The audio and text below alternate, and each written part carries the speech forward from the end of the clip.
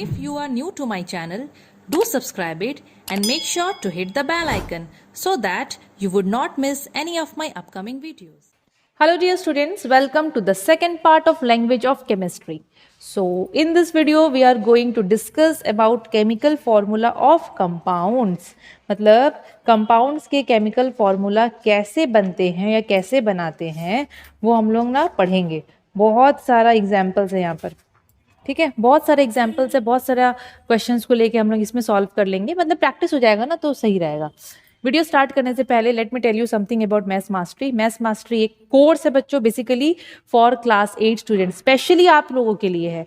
इसमें आपको बच्चों मैथ्स के हर एक चैप्टर का वीडियोस धीरे धीरे करके मिलेगा. अभी तो देखो बहुत सारे चैप्टर्स वहाँ पर अपलोड कर दिए गए हैं. एंड बच्चों का जो डिमांड है ना कि बच्चे मुझे बोलते हैं कि मैम ये चैप्टर हमको पहले करवा दो, तो मैं उसी हिसाब से वो चैप्टर भी उनको बना के दे रही हूँ.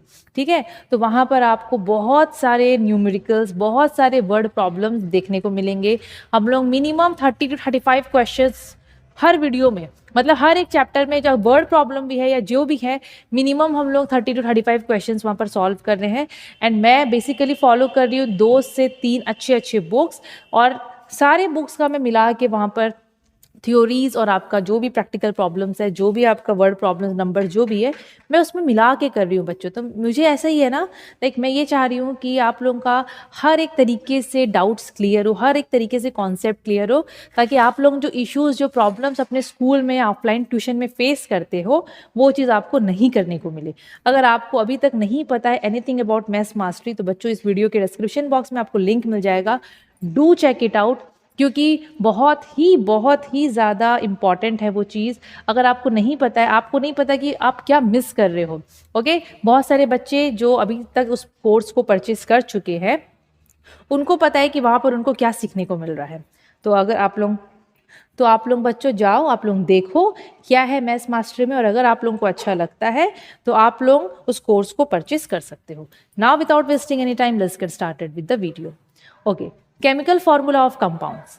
केमिकल फॉर्मूला ऑफ कंपाउंड्स होता क्या है? देखो, केमिकल फॉर्मूला सबसे पहले क्या होता है हम लोग वो पढ़ लेते हैं. जैसे कि एक कंपाउंड का मैं फॉर्मूला लिखी, यहाँ पर मैं लिखी हूँ, बहुत सारे फॉर्मूला लिख रही हूँ. H2O फॉर्मूला है ना वाटर का, HCl ये हाइड्रोजन क्लोराइड गैस का है.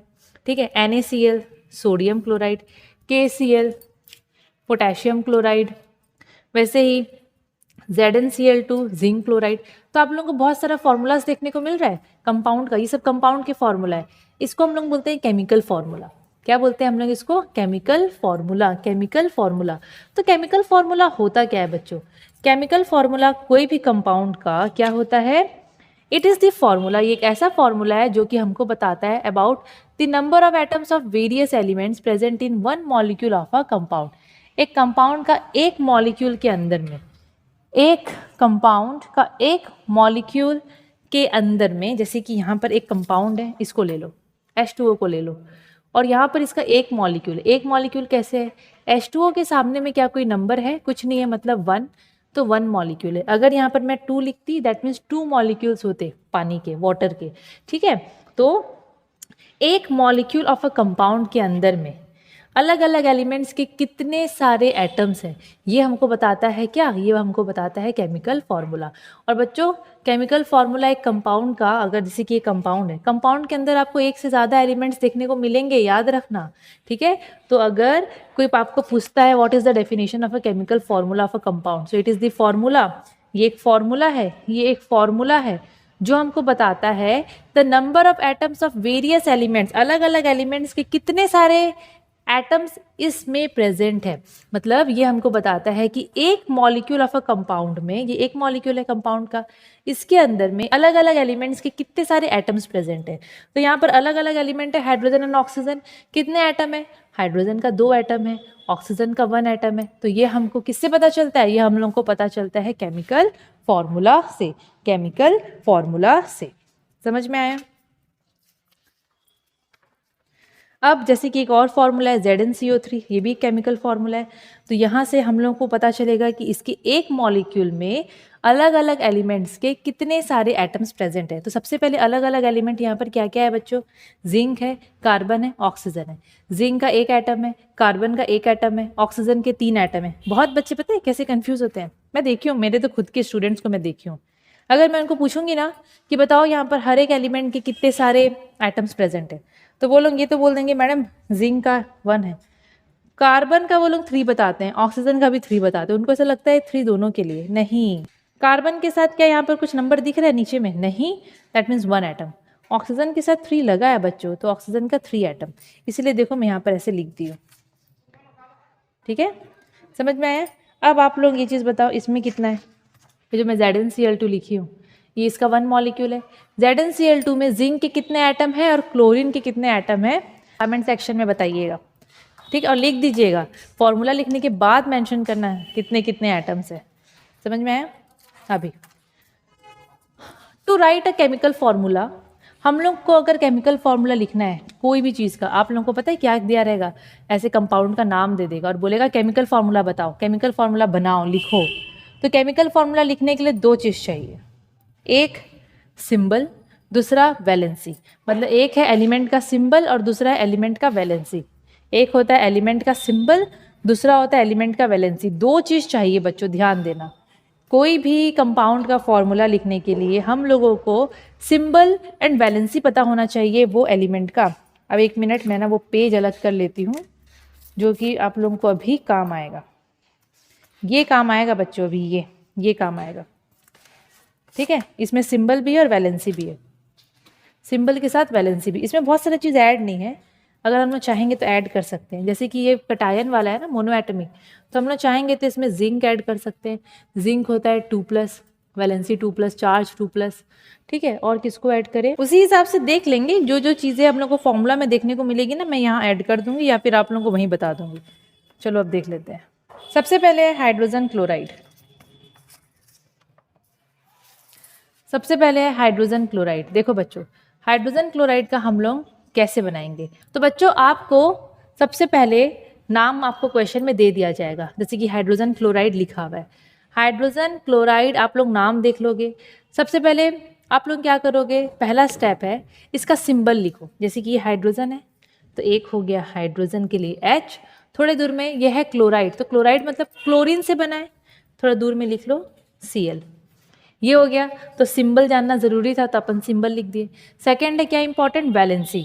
अब यहाँ पर याद रखना, कभी भी कोई भी कंपाउंड बनता है तो वो एक प्लस उसमें होगा और एक माइनस वाला होगा, ऐसे ही बनता है। मतलब एक प्लस वाला होगा एक माइनस वाला होगा। मतलब अगर मैं यहाँ पर NaCl लिखी हूँ तो NaCl जो बना है एक सोडियम है एक क्लोराइड है, मतलब क्लोरीन है, पक्का इसमें से कोई एक प्लस वाला होगा और दूसरा माइनस वाला होगा, ऐसे ही कंपाउंड बनता है। तो यहाँ भी सेम वैसे ही होगा। अब आपको पता है कि हाइड्रोजन तो 2 ठो बनाता है, प्लस वाला बनाएगा कि माइनस वाला बनाएगा, इसमें कंफ्यूज हो जाते हैं बच्चे। हाइड्रोजन प्लस वाला बनाएगा कि माइनस वाला बनाएगा, तो कोई बात नहीं, हाइड्रोजन को गोली मारो। ठीक है, अब है क्लोराइड।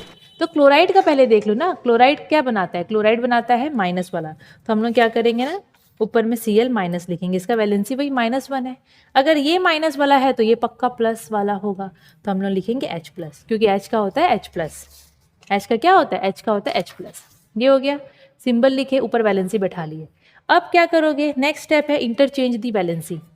यहाँ का जो वैलेंसी है उसको यहाँ लेके आओगे, मतलब यहाँ पर जो भी नंबर है, यहाँ पर प्लस है मतलब +1 है, यहाँ पर माइनस है मतलब -1 है। बोलने का मतलब यही है, ठीक है, कुछ नहीं है, मतलब 1 है। अब प्लस माइनस को इग्नोर करना, इग्नोर करने के बाद ये नंबर को इसके पैर के पास लेके आओ, मतलब ये 1 आएगा Cl के इस कोने में और यहाँ वाला 1 आएगा हाइड्रोजन के इस पैर के नीचे, मतलब चरणों में। आप लोग H लिखे, यहाँ से 1 लायो इधर तो यहाँ पर 1 बैठा दिए, वैसे ही Cl लिखे। ठीक है, थोड़ा सा ज़्यादा गैप भी मत दे देना, यहाँ से 1 लेके आए हो Cl के नीचे तो यहाँ लिख दिए।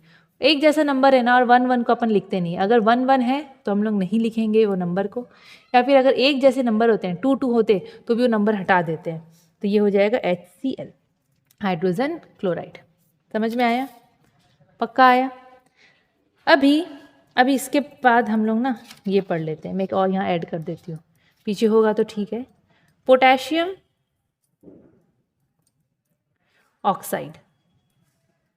चलो ये ऐड कर दी। अच्छा, तो सबसे पहले क्या करना है, सिंबल लिखना है। पोटाशियम का होता है के, ऑक्साइड मतलब ऑक्सीजन का बात हो रहा है तो थोड़ा दूर में मैं लिख दी ओ। पोटेशियम का क्या होता है बच्चों, देखो देखो देखो जल्दी देखो, के प्लस होता है पोटेशियम। ऑक्साइड क्या होता है, कहाँ गया, ऑक्साइड क्या होता है O2 माइनस, O2 माइनस। ये हो गया, दैट मीन्स यहाँ पर कुछ नहीं है, मतलब 1 है और यहाँ पर 2 है। अब क्या करोगे, प्लस माइनस को इग्नोर करके इंटरचेंज दी वैलेंसीज। तो ये जो 1 है ये आएगा O के पास, ये जो 2 है वो आएगा K के पास। तो हम लोग लिखेंगे K के पास आया 2, फिर हम लोग लिखे O के पास आया 1, तो 1 को मत लिखना। तो ये हो गया फॉर्मूला पोटेशियम ऑक्साइड का। अब है वाटर का तो आपको पता है कि H2O होता है, मतलब वाटर में बच्चों हाइड्रोजन ऑक्सीजन 2 जन होते हैं। तो वाटर में एक आएगा हाइड्रोजन, एक आएगा ऑक्सीजन। ऑक्सीजन का 2 माइनस होता है, हाइड्रोजन का +1 होता है। आप लोग सिंबल लिख लिए और ऊपर में वैलेंसी लिख लिए। यहाँ पर कुछ नहीं है, 1 है, तो यहाँ का जो 1 है वो आएगा O के पास और ये 2 आएगा यहाँ पर। फिर H लिखना, 2 को लिखोगे H के नीचे, O लिखे और 1 को तो उतारना बिल्कुल भी नहीं। ठीक है, अब है कार्बन डाइऑक्साइड। बच्चों कार्बन डाइऑक्साइड का हम लोग थोड़ी देर में पढ़ेंगे, क्यों, क्योंकि ना वो थोड़ा अलग तरीके से मैं आपको बताऊंगी, यहाँ आप लोग कंफ्यूज हो जाओगे। अभी जिस फ्लो में चल रहा है ना उसको चलने दो। अब है मैग्नीशियम नाइट्रेट। अब ये आया इंपॉर्टेंट, सबसे पहले सिंबल लिखोगे मैग्नीशियम का Mg। नाइट्रेट का क्या होता है, देखो देखो देखो, आप लोगों को देखना पड़ेगा। स्टार्टिंग तो चलो देख देख के कर सकते हो, लेकिन ना बाद में बड़ी दिक्कत आएगी, याद रखना। कहाँ गया नाइट्रेट, ये रहा, इसलिए ना इसको याद कर लेना। नाइट्रेट का होता है NO3, माइनस होता है, हम लोग बाद में बैठाएंगे। NO3 होता है नाइट्रेट का, तो नाइट्रेट का अपन लिख दिए NO3। अब इसका वैलेंसी, इसका होता है +2 और इसका भी जस्ट देखिए -1, ये हो गया। अभी ध्यान से देखना, अब प्लस माइनस को इग्नोर करके we will interchange the valency numbers. ये 2 आएगा NO3 के बाहर नीचे तरफ, यहाँ पर 1 है, वो 1 आएगा Mg के पास। तो हम Mg लिखे, यहाँ पर कुछ नहीं है, मतलब मैं 1 लिखूंगी, पर नहीं लिखना 1, हाँ 1 आता है, 1 मत लिखना। अब NO3 है, अब NO3 के पास कौन आएगा, 2 आएगा, पर 2 को कैसे लिखें, कैसे लिखेंगे 2 को, ध्यान से देखो। NO3 के पूरा बाहर में 2 आएगा, तो यहाँ पर ऐसे ब्रैकेट देके 2 देना। क्यों मैं ब्रैकेट दी, क्योंकि ये पॉलीएटमिक आयन है बच्चों, पॉलीएटमिक आयन है। मैं यहाँ पर 2 जो लिख रही हूँ ना वो पूरा NO3 के लिए है, बाहर में 2। समझ में आया। इससे पहले जो आप लोग कर रहे थे, इससे पहले कहाँ गया, जैसे कि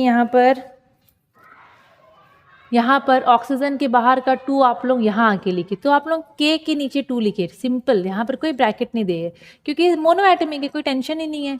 पर इस केस में ये पॉली एटमिक है बच्चों, NO3 मतलब ये देखो 2 अलग अलग एलिमेंट्स के एटम्स प्रेजेंट है, तो हम लोग को ऐसे लिखना पड़ेगा। अब है पोटेशियम सल्फेट। पोटेशियम सल्फेट के लिए क्या है, सबसे पहले पोटेशियम को लिख लो के, सल्फेट का होता है SO4, ठीक है, होता है, आप लोग देखना। अब इसका होता है +1, इसका होता है 2 माइनस, इसका 1 है, इसका 2 माइनस है। क्या करोगे, इंटरचेंज करो, यहाँ का 1 इधर आएगा, यहाँ का 2 आएगा इधर, तो आप लोग K लिखे, यहाँ का 2 लिख दिए यहाँ पर, फिर SO4 लिखे। अब ये 1 को लिखना है बाहर में ब्रैकेट डाल के, पर 1 है तो क्या लिखना है 1, इसको ऐसे ही छोड़ देना, ठीक है। अब एमोनियम बाइकार्बोनेट। तो बच्चों एमोनियम कहाँ गया, एमोनियम ये रहा। एमोनियम होता है NH4, और चलो साथ में ही प्लस लिख देती हूँ क्योंकि वैलेंसी तो ऐसे ही लिखना है। बाइकार्बोनेट ये रहा, HCO3 माइनस, थोड़ा दूर में, इसमें भी 1, इसमें भी 1, चलो लगा दो 1 1।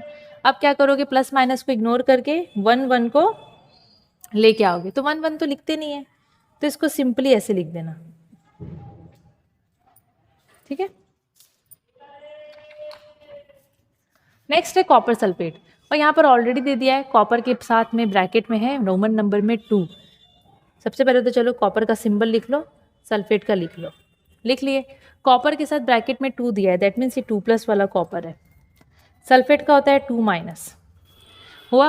अब प्लस माइनस इग्नोर करो, यहाँ का 2 यहाँ लेके आओ, यहाँ का 2 यहाँ लेके आओ, तो ये हो जाएगा Cu, नीचे में 2 लिख दिए, SO4 लिखे, ब्रैकेट लिख के 2 लिख दिए। अब बच्चों आप लोग पढ़े हो, जब नीचे में सेम सेम नंबर होता है तो हम लोग उसको नहीं लिखते हैं, काट देते हैं। तो ये हो जाएगा कॉपर सल्फेट CuSO4। एक और तरीका है इसको करने का, जब आप लोग देखोगे Cu2+ लिखे, SO4 2- लिखे, जब आप लोग यहाँ देख रहे हो कि यहाँ पर,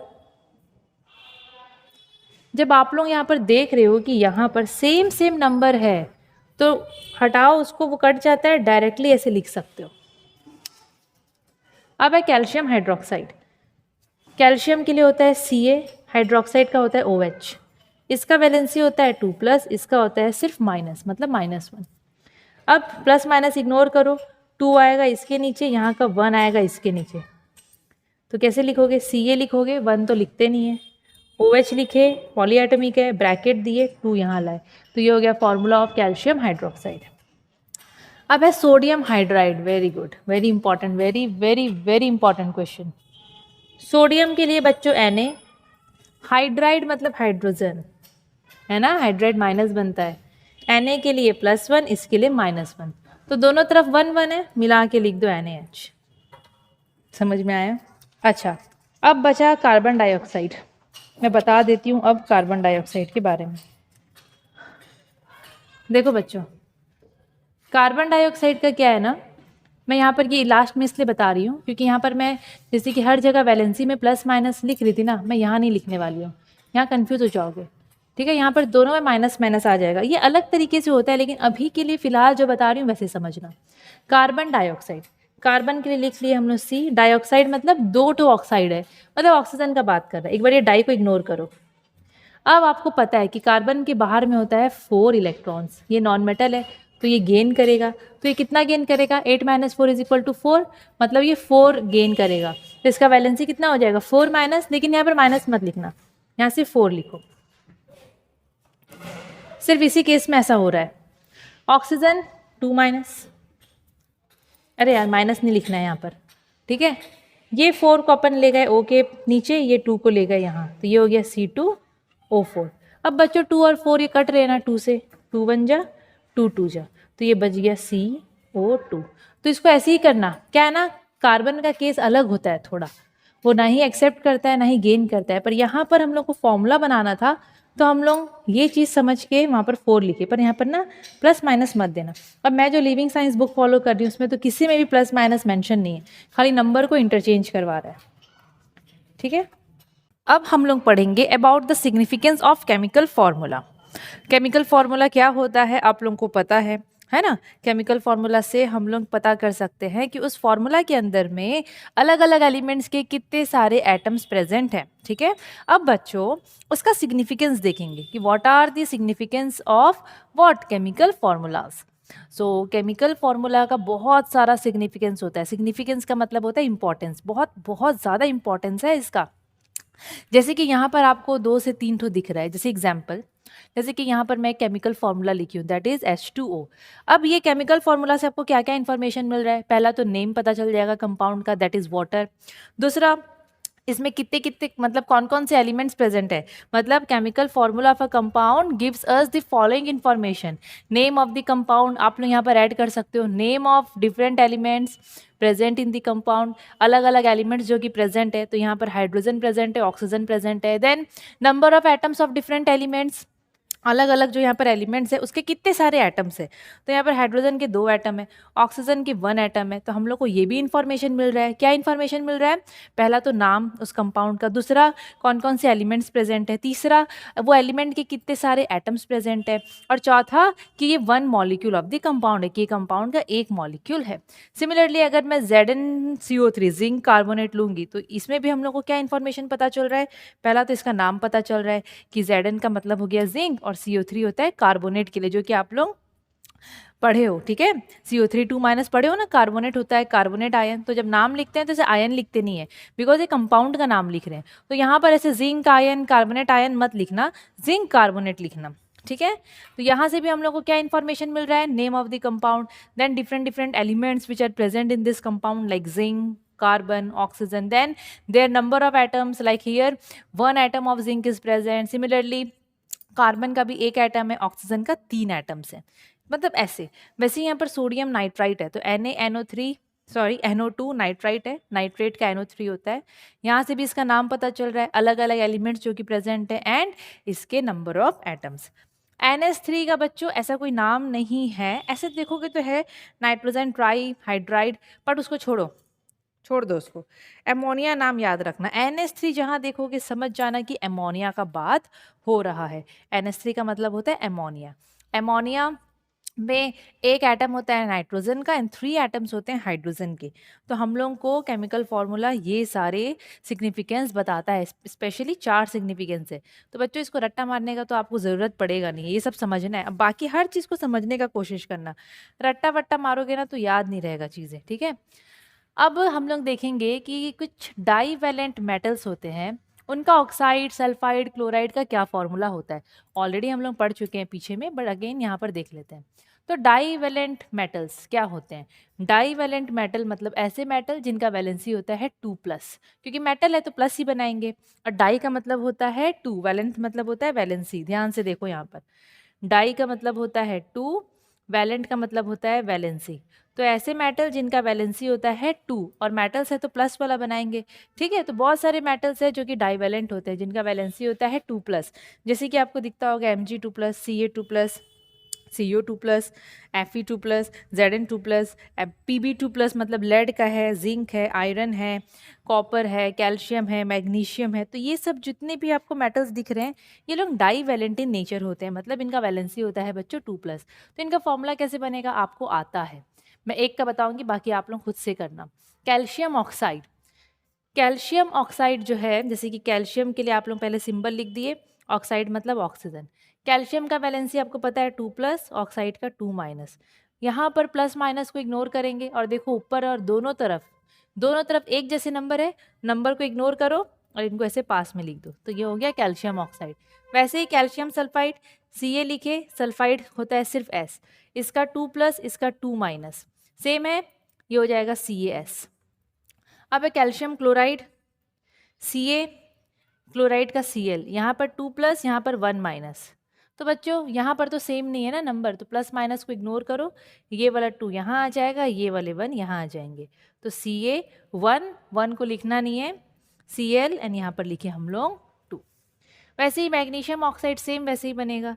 मैग्नीशियम देखो Mg2+, ऑक्साइड O2-, 2 सेम है, ये हो जाएगा MgO। मैग्नीशियम क्लोराइड क्या होगा ये खुद से करना, Mg और क्लोराइड के लिए Cl, ये हो गया 2+, ये हो गया माइनस, तो 2 यहाँ आएगा, 1 यहाँ पर आएगा। यहाँ पर क्या है ना, मैं इसलिए इंटरचेंज कर रही हूँ क्योंकि ऊपर में नंबर अलग अलग है, जहाँ पर एक जैसे नंबर आते हैं 2 2, 3 3, 4 4, 1 1, तो हम लोग बस क्या करेंगे वो नंबर वंबर सबको इग्नोर करके सिम्बल्स को पास पास लिख देंगे, वो हो जाएगा उसका फॉर्मूला। तो ये सब बच्चों आप लोग आराम से बना सकते हो।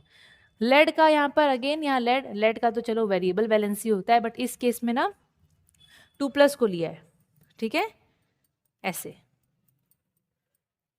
समझ में आया। तो इस केस में लेड को Pb2+ लेना। जिंक का तो चलो आपका Zn2+ होता है।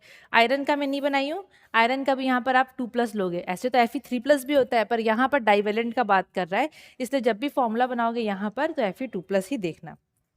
तो इस पार्ट में बच्चों यहीं तक करते हैं, क्योंकि ना इसके बाद आएगा केमिकल इक्वेशन, उसको बैलेंस करना, उसका कुछ लिमिटेशंस, इंपॉर्टेंस, बहुत सारी चीज़ है, तो उसको हम लोग एक ही पार्ट में कर लेंगे, मतलब एक वीडियो में मैं उसको कवर कर लूँगी। इसमें हम लोग केमिकल फार्मूला पढ़ लिए। बच्चों अगर आपको वीडियो अच्छा लगा होगा तो बच्चों ज़रूर से आप लोग वीडियो को लाइक करो, जितना हो सके अपने फ्रेंड्स के साथ भी शेयर करो, मतलब आप लोग फ्रेंड्स को बताओगे वो लोगों को भी फ़ायदा होगा जैसे आपको हो रहा है, ठीक है। ज़्यादा से ज़्यादा बच्चे कनेक्ट करेंगे हमारे साथ तो और अच्छी बात रहेगी, है ना। टिल देन बच्चों अच्छे से पढ़ो, और कुछ भी डाउट होता है तो कमेंट सेक्शन में अपना डाउट्स को रखो। Thank you.